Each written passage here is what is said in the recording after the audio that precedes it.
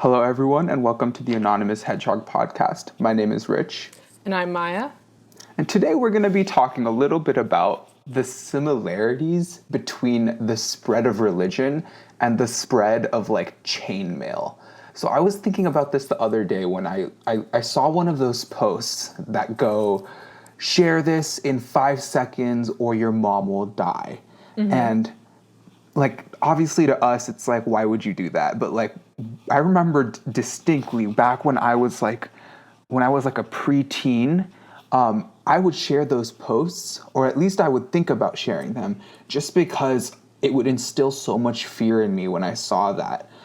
Because I know some of them would have a background picture of a literal demon, and they would be if you don't like this in 2 seconds, this demon will come into your house at night. And so obviously they preyed upon vulnerable children that didn't know better. But I was thinking about it, and I feel that sharing system, share it based on fear, which then causes fear in other people and then causes those people to share it. That's very similar to the way religion has been spreading since the beginning of history.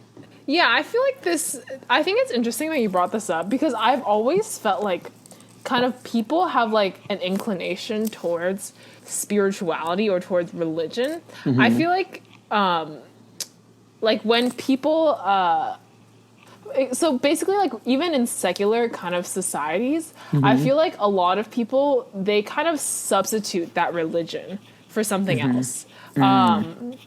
I was thinking about this in the cycle where, I remember when I was watching the Democratic debates, Marianne Williamson. I don't know if you remember that. Yeah. But I remember thinking, what she was saying, and she was, and I remember she, her argument was almost, spiritual. It was, kind of a religious argument. It was kind of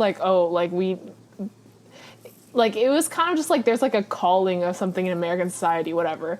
But it was just I always felt when you take out religion, I feel people always try to substitute that with someone else. There are we have kind of spiritual leaders, if that makes sense. But they're mm-hmm. not they're secular people, but they're not religious figures. For example, we think of our politicians, our celebrities, I feel our society almost thinks of them in a spiritualistic, kind of idealistic sense, in the way that we idolize celebrities and we idolize our kind of public figures.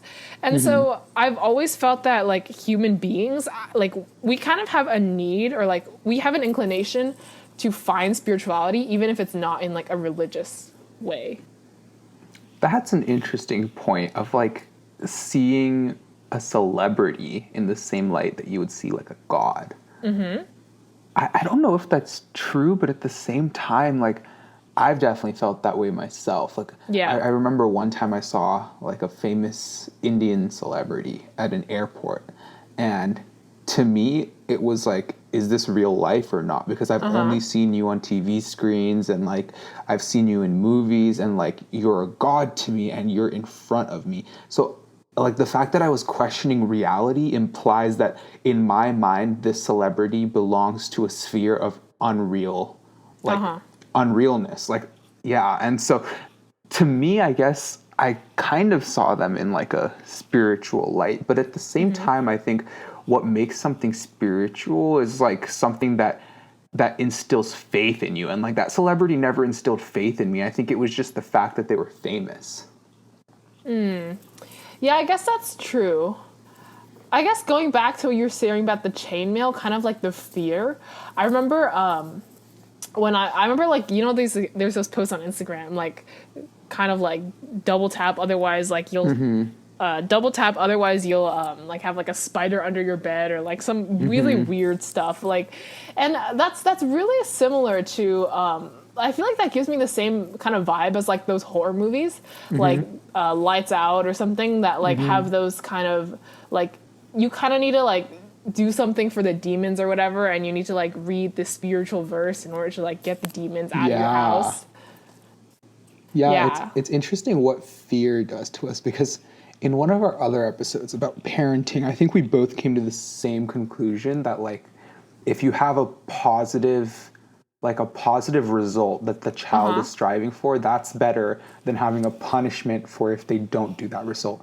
But like this is kind of the opposite because this is like scaring you into forwarding the chainmail versus something with incentive, which I guess would be like the scam mails, which are like, oh, if you forward Yeah, this, yeah. you will get $5 million. I think that brings up an interesting question as to whether, like, kind of like how we built society, like, is kind of like a negative incentive to do something better than kind of explaining the reason behind this. I think I was thinking about this the other day with regards to kind of the way that we like punish people for crimes, and I was thinking like the argument for punishing people for a crime is obviously like if you commit a crime you deserve to be punished or whatever, but also like it disincentivizes other people from committing crimes, right? Yeah. So, but I guess it's like, is it more effective to like but then I kind of thought, like, I feel like my friend was telling me, she was just saying that, like, oh, but punishing them, it doesn't really tell them why you shouldn't commit the crime. But also at the same time, like, you know, you can't just, like, not punish them. So it's like, I was thinking, like the kind of the way we built the entire society is just kind of, like, punishing people for committing these crimes. But, like, I guess, like, is that a proper incentive? You know, is a disincentive like a proper incentive, like, to prevent people from committing crimes? That's exactly, like I do agree with you. Like society has historically just been built upon fear and disincentives. And it's interesting to think about, like, instead of like a jail system, if the system was that like for every year you go crime free, you get a government stipend or something like that.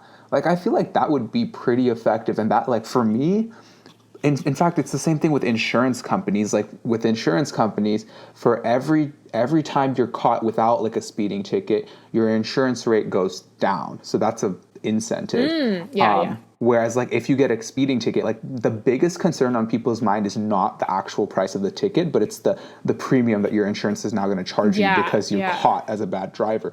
I think that, in fact, like, for me at least, especially as someone who's like speeding kind of too much, I think like once I found out about that insurance thing, that really changed my mindset. Like I put like a post-it note on my speedometer to like not go past 80.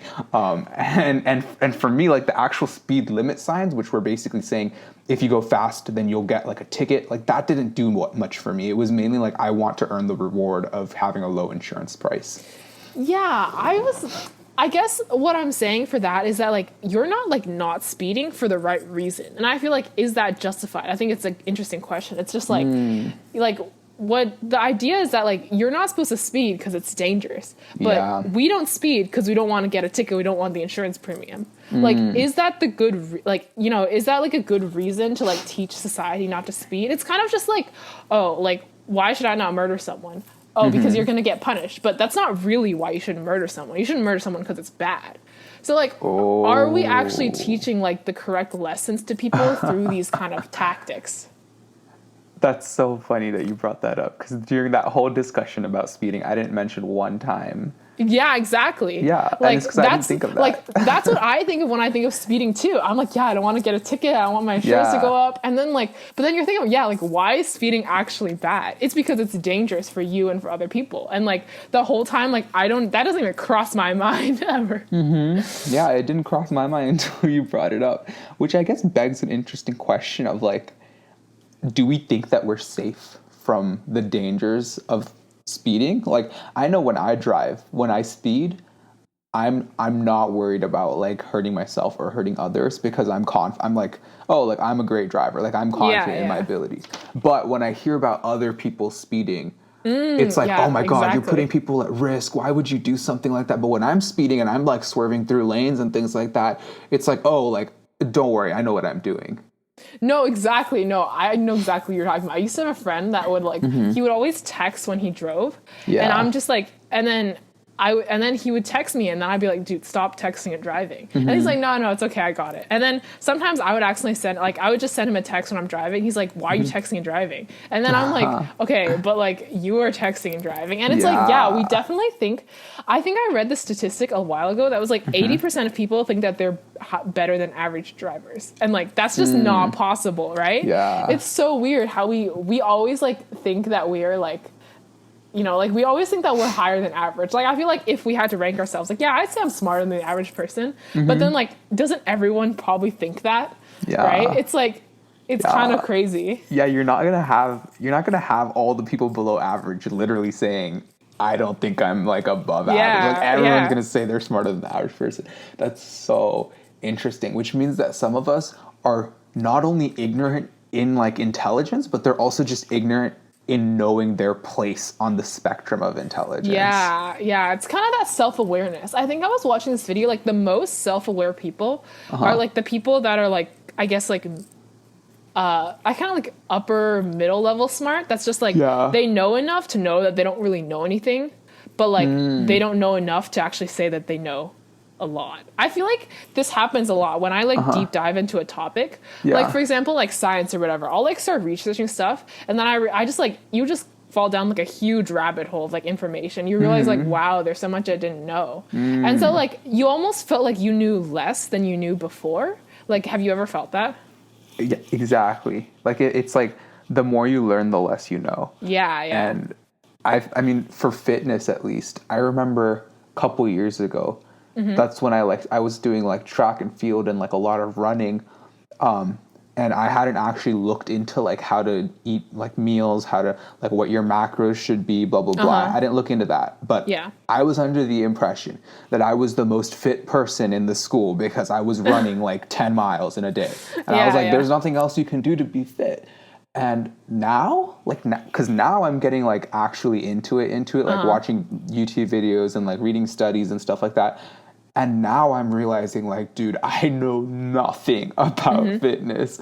And, like, even though I make claims of, like, oh, like, yeah, I go to the gym a lot. Like, oh, like, I care a lot about how much I eat. Like, that is not even touching the surface of what I can explore. Like, there are people who get, like, full master's degrees, PhDs, and things like kinesiology and, like, the study of, like, muscles and health and fitness. And for me, like doing a couple of Google searches online, like that's nothing. No, yeah, I feel like this kind of brings up the idea. It's like I've always felt like the dumbest people or the people that know the least about a subject are often the most arrogant people.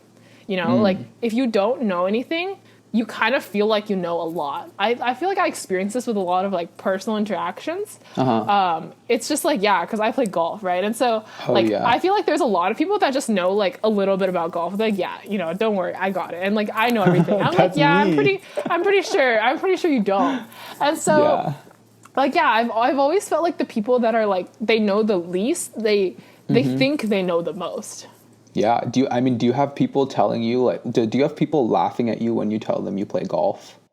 Yeah. Yeah, because I have another friend that also plays golf. And for him, like, because I'm with him, like, like, he's a close friend of mine.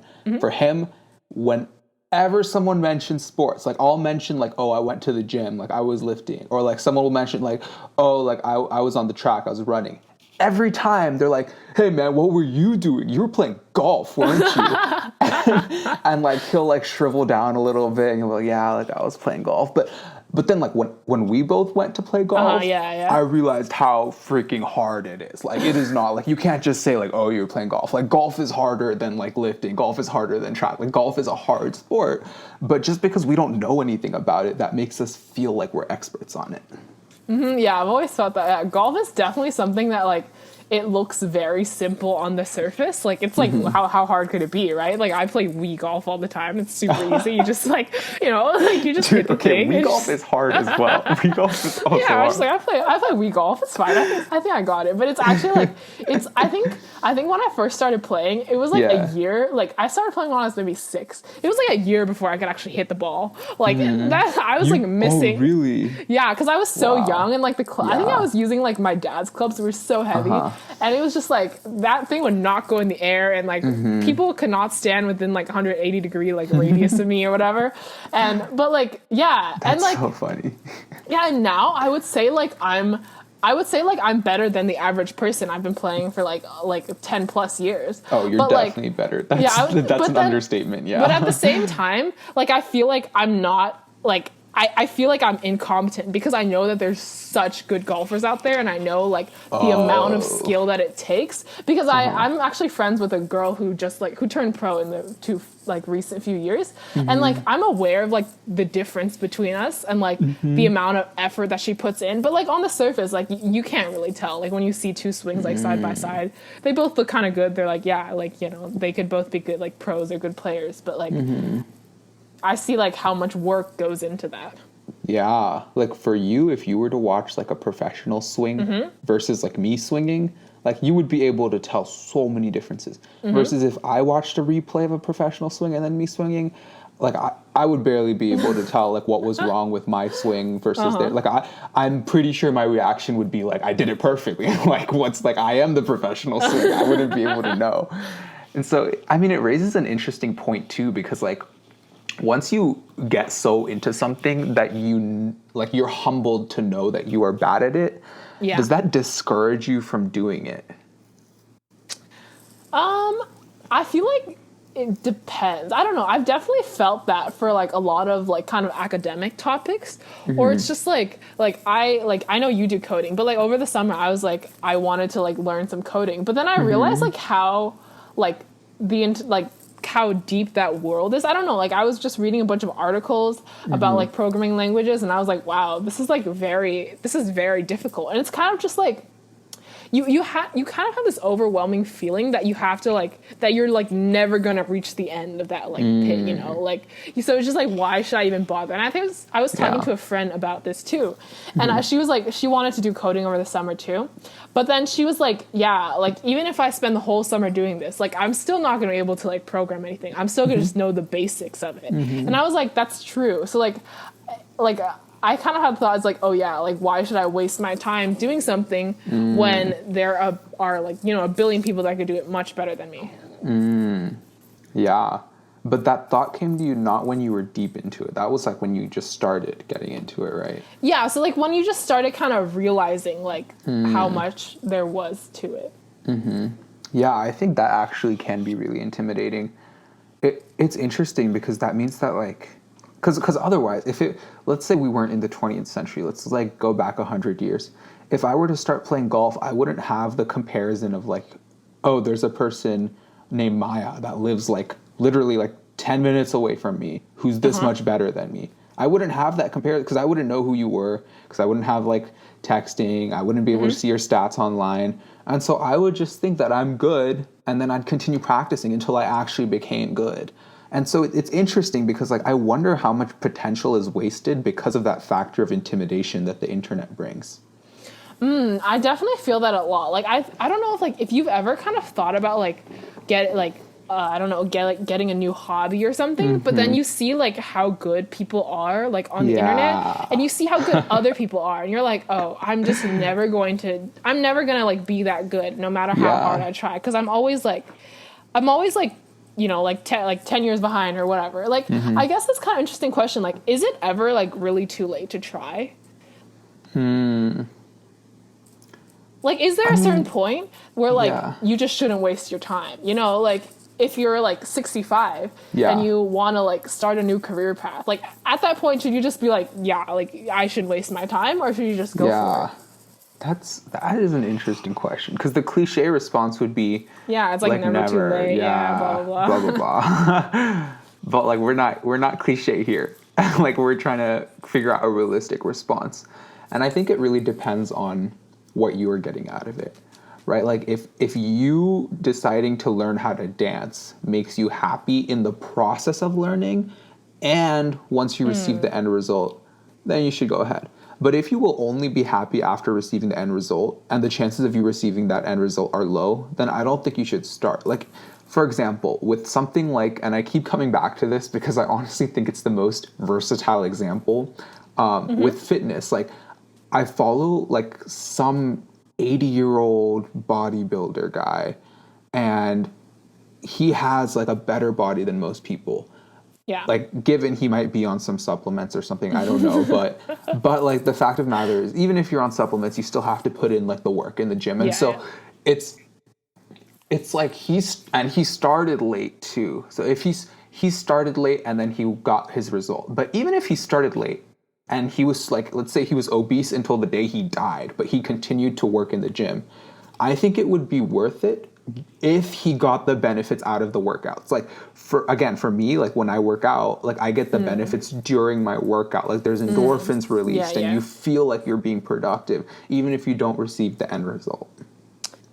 I feel like that's true, but also like I'm thinking of kind of just in like, because I'm a very like analytical kind of person. I'm thinking about in like economic terms, like opportunity cost. I think it's just like, would that time be better used doing something else? Like I think of this whenever I take up a new hobby. Like, should I spend that time improving at something I'm already good at to get even better and to like less people can obtain? So like I think of this like, yeah, should I play golf or should I like learn a new skill or learn a new sport? Let's say I want to play basketball or whatever. Like, should I just perfect my expertise in golf because I can like, because very few people are already at the level that I would say I'm at. And then like you can just increase that. And so like less people are able to obtain that kind of standard. But let's say if I were to start a whole new sport from scratch, like there's like a billion other people that could do that just as well as I could. Exactly. So I'm thinking of like the opportunity cost of like, would my time just be better spent like elsewhere where I could be a more exceptional kind of human being? Right. Right. And I actually saw a quote really similar to that question that you asked. Like, it's a very direct question. Like, do you want to do something or not, if it's too late? I saw a quote about this, and it was like, some guy was, I think, emailing or messaging his mother, and he was like a college student. And he was like, Mom, like, if I decide to pursue a medical degree, then I will have my degree by the time I reach the age like 30 something. Okay. And he was like, should I still do it? And the mother's response was, either way, you are going to reach the age 30 something. So you might as well do it with a degree. And to me, that really hit home because like, yeah, there's an opportunity cost if you can do something else. But like the fact that you're considering doing this one thing means that you are more interested in doing this one thing than doing the millions of other hobbies that exist. So you might as well pursue it, because for no matter if you're going to die tomorrow or if you're going to die in like 20 years, no matter what happens, you will still have that hobby under your belt when you die, because either way you're going to die.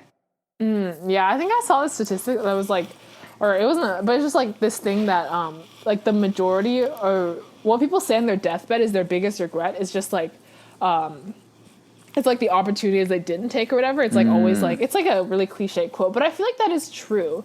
It's kind of just like, because I feel like what you were saying about with the medical degree kind of really hits home for me, because I want to pursue a law degree. And I was just kind of like, I was like basically like running that through my mind. I was like best case scenario, it's probably you get that, like you finish your law degree after like, you graduate at 22 from college and then you finish your law degree at 25. And I was like, that seems so like old, right? Like you have to like, I feel like you would be so far behind your peers, you know? But I guess like what you're saying is just like, yeah, like you're going to reach that age anyway, you know, like, and you might as well just be more accomplished. You might as well take the opportunities like that come with it. Yeah. Like thinking about the fact that it's old, you're not afraid of having a law degree while you're old. You're just afraid of becoming old. But you're going to become old anyway. So you might as well have the law degree as well. Yeah, no, I've always, okay, but this is kind of an interesting topic, but just like, I've always kind of thought about like how much time we waste. Like, I don't want to say waste, but like how much, like what big chunk of our lives is solely dedicated to like education, if that makes sense. Like, I was thinking about this when I was even like in middle school. I was saying like we spend like a quarter of our lives, like, or almost a quarter of our lives, or like a fifth, let's say like to 20. Like we spend 1/5 of our lives like planning for the other 1/5 of other 4/5 of our lives. That's so interesting. And I was just like, wow, like that's so much time. And like I remember when I was young, I used to tell my parents, I'm like, man, I wish that like I could just have like a needle like injected, like, and then I could just like inject the knowledge into my brain, and so I wouldn't have to spend like 10 years learning something. I would think the same thing. Yeah, but for me it was like put a hat on, and the hat just like transfers knowledge into your brain. And I was just like, I don't know, like I've always thought like, is that even worth it? Like, you know, like the people, it's kind of like the same people that like a lot of people don't go to college, you know, they they just graduate at 18 from high school and they like start their life and start their career. And it's kind of the whole idea. It's like by the time like we have graduated college at 22, they already have a career and we are just starting our careers. Yeah. And like that is always just like it's like blew my mind, you know? It's kind of just like, wow, we like spent our youth just like solely just studying, like preparing for the rest of our lives. Like what else could we be doing? But I agree with you. Like, we do spend a lot of time studying. But I think that the time we spend in high school and middle school and elementary school and even college, it's not for education. Maybe the exception is college. Maybe just all of primary education.